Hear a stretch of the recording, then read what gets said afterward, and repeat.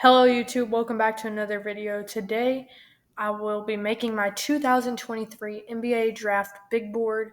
I already previously made my mock draft, which I will be making another one of those either today or tomorrow. And I'm planning on uploading more videos today, so be sure to leave a like and subscribe so you do not miss any of my content. But of course, the first player on the big board will be Victor Wembanyama. He is the unanimous first overall pick. Nobody's going ahead of him with the second person on the big board. And I want to remind you guys, the big board is not who I think the teams should draft. It's who I think is the order of the best players in the NBA draft this year. So the second one off the board, I think, would be Scoot Henderson. I think he's the second most talented player in this mock draft. Third, we're going Brandon Miller out of Alabama.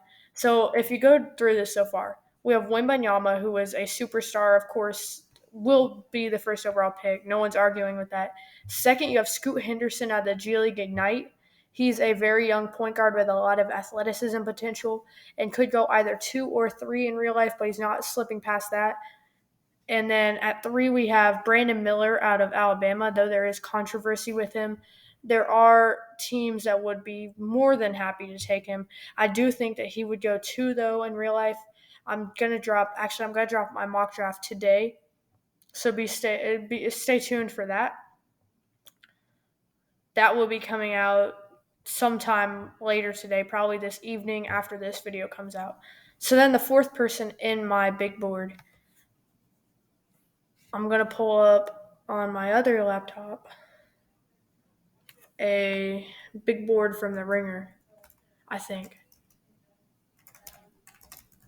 And that way I can have some insight on what I do. I'm not going to make mine exactly like theirs.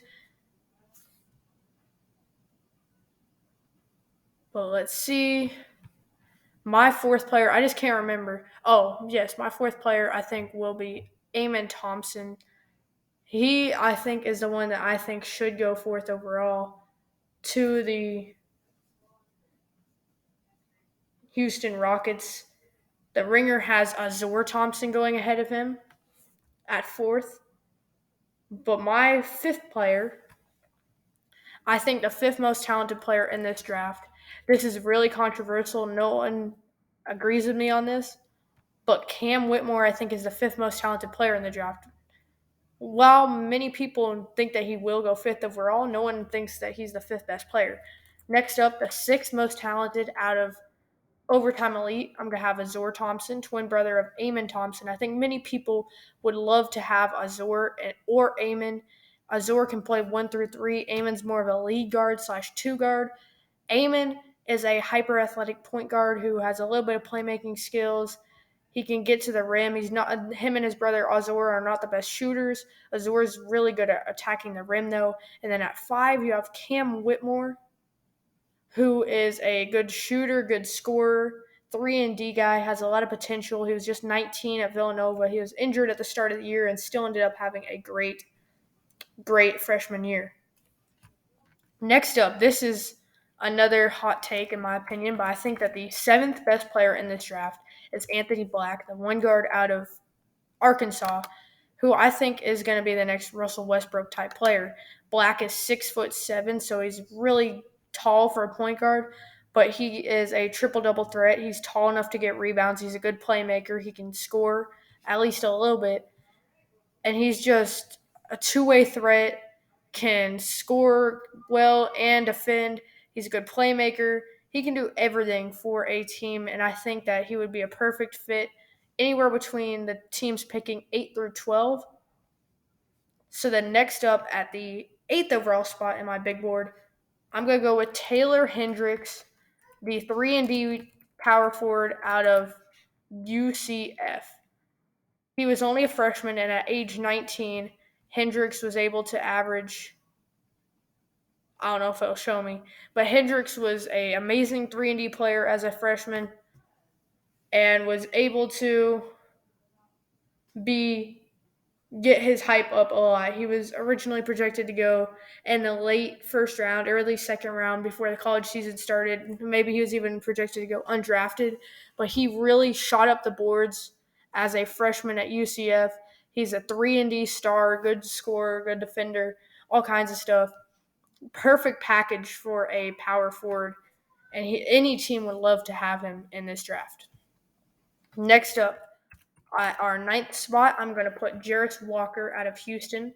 The big power forward, really physically dominant, good defender, probably the second best defender in this entire draft behind Victor Wembanyama.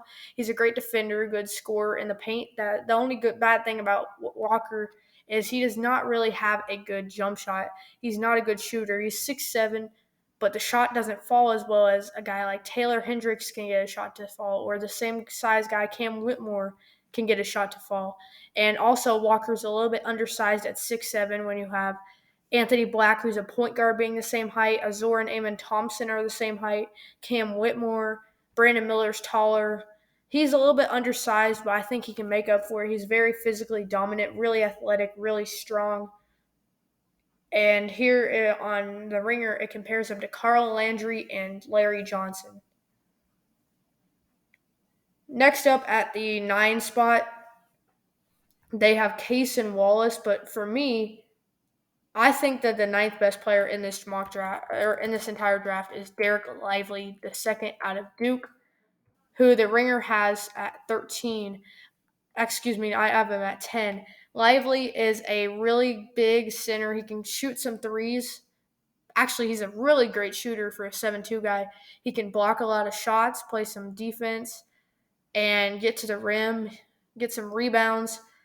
He's 7'1", or it says on there he's 7'1". This says 7'2", but this says shades of Willie Cauley-Stein. And if he can have a career like Willie Cauley-Stein started his career, because if you guys remember, Willie Cauley-Stein, his first few years in the NBA, he was just a really good center on those Kings teams who could average 15 and 10 a night.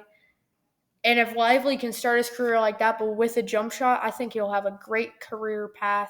He'll last a lot longer in the NBA than Willie Cauley-Stein. Next up, at the 11th spot in this big board, I'm going to go with the really good defending point guard Cason Wallace out of Kentucky. As a freshman at 6'3", he was able to be an amazing playmaker and good on-ball defender. And it says on the Ringer that he has shades of Jrue Holiday and DeAnthony Melton, both some of the best defenders in the entire NBA. Of course, Jrue Holiday was almost Defensive Player of the Year a few times. And then DeAnthony Melton was a great person for the 76ers to get on-ball steals and stuff this year. So Wallace would be amazing there. He's got amazing playmaking he's just got amazing playmaking. Next up at 12, I'm going to go with a guy that's all the way down at 18 on the Ringer, Nick Smith Jr. out of Arkansas, who was injured a lot to start the year in his college career, but he was able to bounce back eventually, have a year for a freshman who was sharing the court with Anthony Black and others. He's 6'5", can play the 1 and the 2. He's athletic. Another guy who can draw comparisons to a lot of the better players in the NBA who are athletes. People just are really undervaluing him because he was injured to start his year, and it was hard for him to bounce back from some of those injuries. So his stats don't look as well. But he was in a tough conference, the SEC, and he was injured. So I think he's just really undervalued in this draft. Next up at 13, I have Grady Dick out of Kansas, a sharp shooting wing, 6'7", can play the 1, 2, or 3. He's a good defender for a 2, and he is just mainly a sharp shooting guy who can score. This says that he has shades of Bojan Bogdanovic and Reggie Miller. And if he can be a Bojan Bogdanovic in the NBA, that would be amazing. I think the Magic should draft him at 12, which you will see later in my mock draft. But he's just a great guy, 6'7", can shoot from anywhere on the court. And he could be a very valuable player to any team in the lottery. Next up at 14, This is where the draft starts shaking up. No one knows who's going to go after these guys. These guys will most likely all go in order. You've got Wimby, or not go in order, but they will all be on the board or off the board before anyone else goes. I have a feeling that 14th best player that will be drafted though will be Keontae George out of Baylor. I feel like he's the 14th best available player. He's a good athlete, good scorer, 6'4" shooting guard, point guard, can play a little bit of small forward in a small ball lineup. And did I not add him? I didn't even add him. But he's a good scorer, played well at Baylor as a freshman, getting to the rim. He was a good athlete as a freshman. And I think any team would like to have him as he can probably drop 20 points a game at one point in his career. Later on, it says he has shades of Bradley Beal and Jaden Hardy, two amazing scoring people in the NBA. Next at 14, I'm going to play, or 15, I'm going to put Bryce Sensabaugh out of Ohio State University. They have him as a mini TJ Warren ranked at 17. And I think he could be a lot like Malachi Branham, another Ohio State guy who was drafted around this range in the NBA draft last year as a freshman. They're both around 6'5" wings out of Ohio State, and as freshmen, they averaged around the same stats. Sensabaugh is a good athlete, good scorer. I don't know much about his defense or anything, but either way, I think he would be a great player. He's a two guard. He's a pure bucket getter who wasn't projected to be a one and done, but shined as a freshman scorer. Like I said, he's just a good scorer, can get his baskets when his team needs them. Next, ranked at 16, I'm going to put Kobe Buffkin out of Michigan. I think he is the 16th best player in this mock draft. He can play the 1, 2, or the 3. And at Michigan, he was a good scorer. Not the most amazing shooter, not a good defender, but he could get his baskets, and that is what teams will be looking for at the 15, 16, 17, 18 range. That's like where the Lakers are going to be picking. The Lakers will probably go with somebody like a Jordan Hawkins, who's an amazing shooter, can play a little bit of defense. But if you look at Buffkin, it says he's got shades of Emmanuel Quickly and Tyrese Maxey fused together. They have him ranked 14th, but I do think he will go a little bit later than that. He's a good playmaker, but he can also play the 2 and the 3 along with being a one guard. So he has a lot of versatility that he can bring to an NBA team. Next up at 17, I'm going to go with Jordan Hawkins out of UConn, who is ranked 25 on the Ringer on their big board. It says he has shades of Max Strus and Rip Hamilton. He is an amazing shooter. I will just get that out of the way right now. He was one of the main reasons that UConn made it to a championship game and ended up winning it in the first place. He's 6'5", and as a sophomore, he was just able to pull up from anywhere. He had a lot more confidence than he did as a freshman, scoring the ball, could play a little bit more defense. I wouldn't have him guarding one of the better players on another team, but he can guard some guys that just will stand around the three-point line, maybe get a steal or two per game. So next up at 18, I'm going to put Jalen Hood Schifino out of Indiana. He's a 6'5" point guard, and as a freshman, he came into the season as the second best player, or maybe even third best projected player on that Indiana roster behind Tracy Jackson Davis and maybe Race Thompson. But he ended up overperforming over both of them, ended up becoming a really athletic point guard who's a good playmaker, can play the 1 or the 2 at 6'5", good defender. They have him having shades of Spencer Dinwiddie. He's a playmaker from the mid-range is what they have him as. And he was good at Indiana for a freshman for sure, but I just don't think he will find his way into the top 20, even though I do have him ranked as one of the top 20 players in this draft. Next up, at the 19th best player in the NBA draft this year, I'm going to go with Bilal Coulibaly from France. I think he's a little bit overhyped just because he was Wembanyama's teammate. I feel like if he was on any other team in Europe, he wouldn't have got as much hype as a player. But everyone's saying that he's an amazing 3-and-D player, one of the best defensive players in the draft for a wing slash guard. They have him compared to OG Anunoby on the ringer. And I think, like I said, I think he's a little bit overhyped just because he was Wembanyama's teammate. But maybe in 5 years, I'll be completely wrong and he'll overperform everyone's expectations and end up becoming one of the best players, one of the best on ball defenders in the NBA, like everyone is predicting him to be at this point. Next up, the 20th best player, in my opinion, in this mock draft, I have Noah Clowney out of Alabama. This is actually not a popular opinion at all. He's a 6'10 power forward who cannot shoot at all, but is an amazing rebounder and is kind of athletic, can score in the paint. They have him having shades of Wendell Carter. So, yeah, he's 6'10, cannot shoot at all, but can score in the paint, kind of from the mid range. Good athlete, can rebound a lot. I feel like any team that gets him would just be getting an amazing rebounder who's also talented at scoring in the paint. Wendell Carter, of course, a better rebounder in the NBA. I think he averaged like 9, 10, 11 rebounds a game this last year. It says that he plays with an edge and possesses one of the best defensive versatilities that which is valued in the NBA.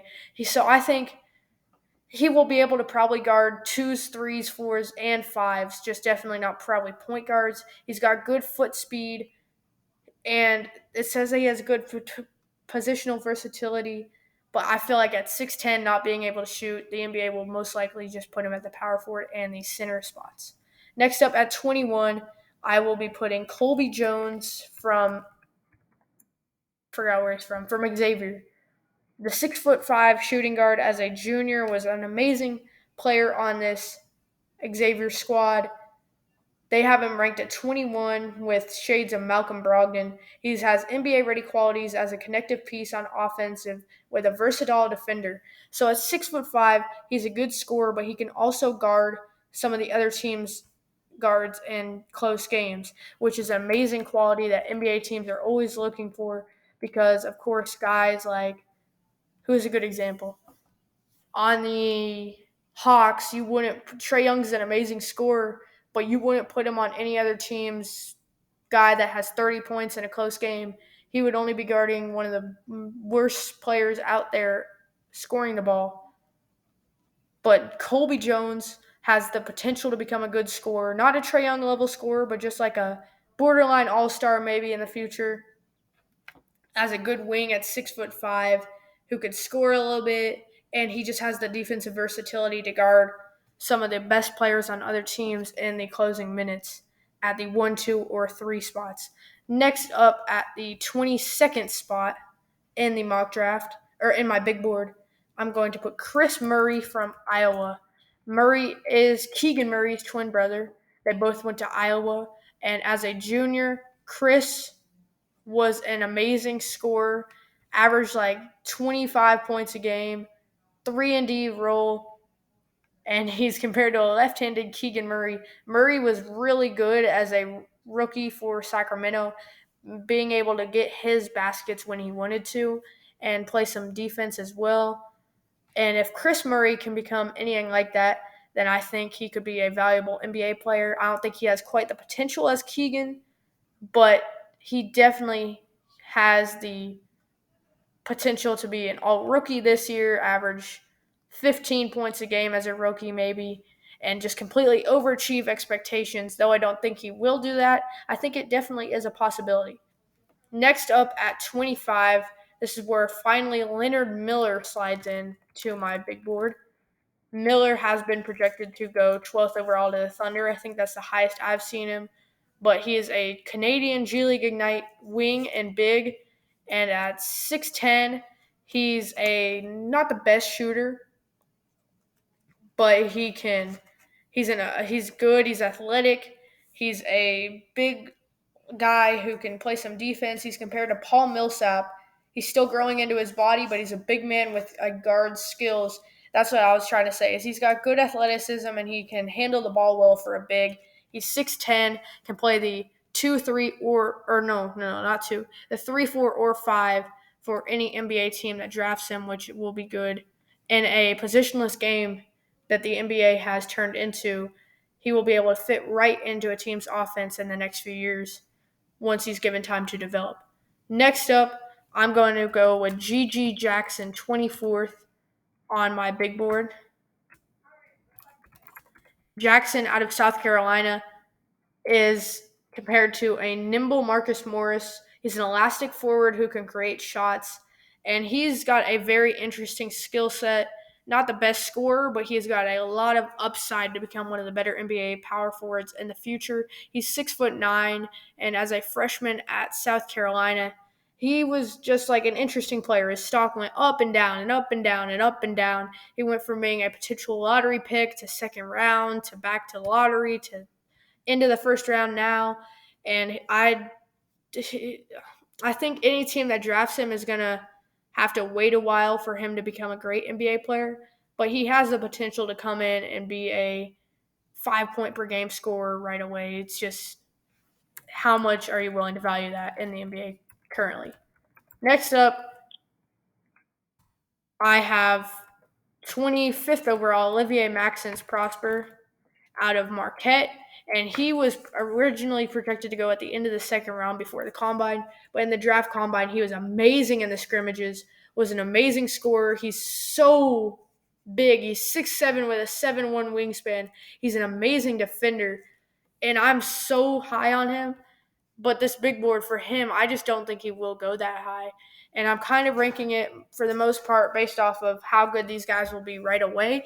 And I think Maxence Prosper will have to have a few years to end up reaching his full potential. But he's a great athlete. He can score like he showed in the NBA draft combine scrimmages.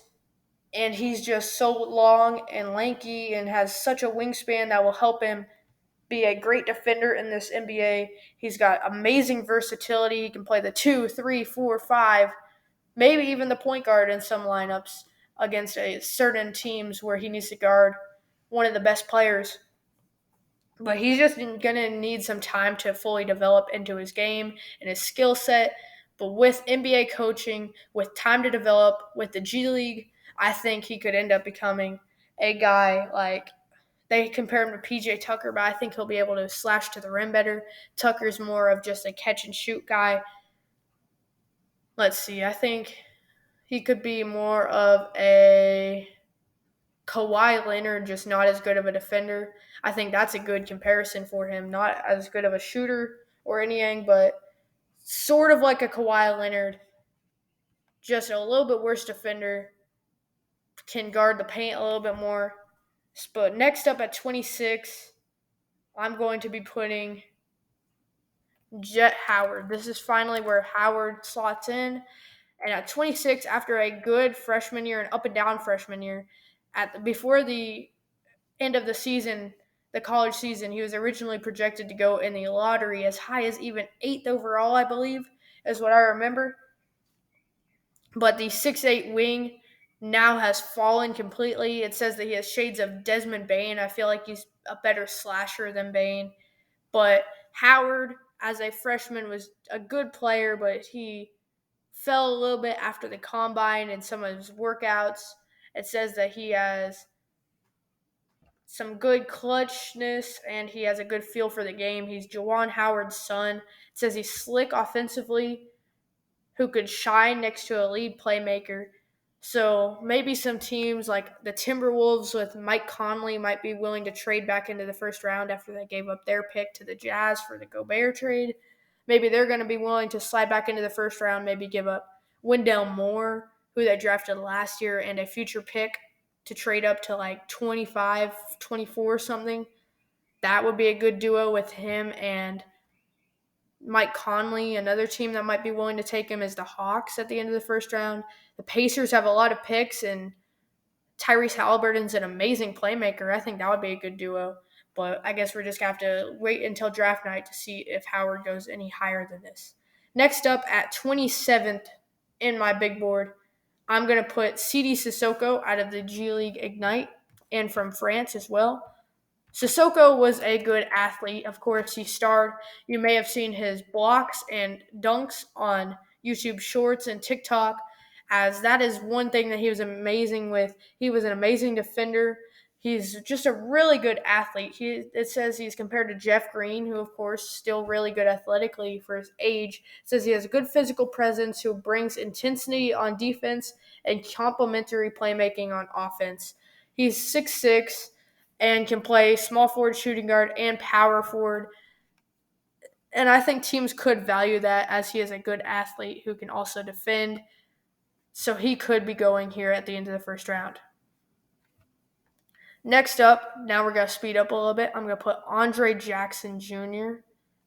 at 28, a good scorer out of UConn. Another good player who complemented Jordan Hawkins perfectly and was perfect for their team to make it to the championship and actually win a college championship. 29th, I'm going to put Tracy Jackson Davis out of Indiana. As a senior for the team, he is a good three-point shooter for a power forward. He can also play some center, some undersized center at 6'9". And I think the Pacers, who have 4 picks between like 26 and 32, I think they may be willing to pick him since he is from Indiana. You could see something like that has happened in real life the past few years. Jackson Davis just has some good potential to be a good shot blocker who can shoot, can score in the post. He can do a lot of things well, and I think you will be able to see that after a few years of development in the NBA. Next up, I'm going to put Dariq Whitehead, 30th overall on my big board. He's a athlete who is young, and as a freshman, he was injured a lot, but he has drawn comparisons to guys like Lance Stevenson and Dwayne Bacon. One, of course, Lance Stevenson had a nice NBA career, was sometimes maybe a borderline all-star, but of course, Dwayne Bacon is the worst of those two. Bacon only had, I think, a 4-year career with, I think, only Charlotte, and then he was completely out of the league like he is right now. So I think that if he can be a Lance Stevenson, that's an amazing pick for whoever decides to take the risk on him. But he was injured a lot, so who knows what he will be like, exactly what he will be like. This says he's compared to Lonnie Walker the fourth, but he was injured a lot in college, so we'll see how his game translates to the NBA. Next up, 31st, I have Max Lewis out of Pepperdine. Lewis was originally projected to be a lottery pick earlier in the college season out of Pepperdine, where he was amazing as a scorer. He was really good 3-and-D, and as a sophomore, it says he is compared to Devin Vassell, and that is a perfect comparison in my opinion. He's a good scorer and a really good defender for a 6'7" wing. He can play small forward, power forward, and maybe occasionally shooting guard. He's a good scorer, and obviously, like I already said, I really like his defense. A team could be willing to take a 3-and-D guy early in the second round, or maybe he will slide into the late first round. Now at 32, I'm going to put James Nagy out of Spain and from Barcelona. Nagy, I really like him as a shot blocking threat who can also score a lot. He's athletic. He can get some rebounds, but mostly I really like his shot blocking. And I think any team that takes him can expect him to become, I'm trying to think of a good comparison. They compare him to Clint Capella, which I think is a good comparison, but I kind of like Andre Drummond more for Najee. I feel like he'll have a little bit more scoring than Capella, but he obviously will have their rebounding and defense as well. Next up, I'm going to put Brandon Podziemski out of Santa Clara, who was not really projected to go that high until the end of the college season and the draft combine. He's an athlete, 3-and-D kind of. It says that he's a shot creator with funky shot-making skills. I don't know what that really means, but Dante DiVincenzo is a good comparison for him. He has some point guard abilities, but he's mostly a 2/3. And I think he could be a good guy for a team to take a chance on in the early second round. Any team, really. Next, we have Ryan Rupert out of France. And my recording's about to end, so be sure to leave a like and subscribe. Rupert's a great scorer and 3-point shooter. Then I'm going to put Julian Strother out of Gonzaga, 3-and-D guy as well. So be sure to leave a like and subscribe if you are new, as my recording's about to end. Last guy, 36th, Marcus Sasser. Goodbye.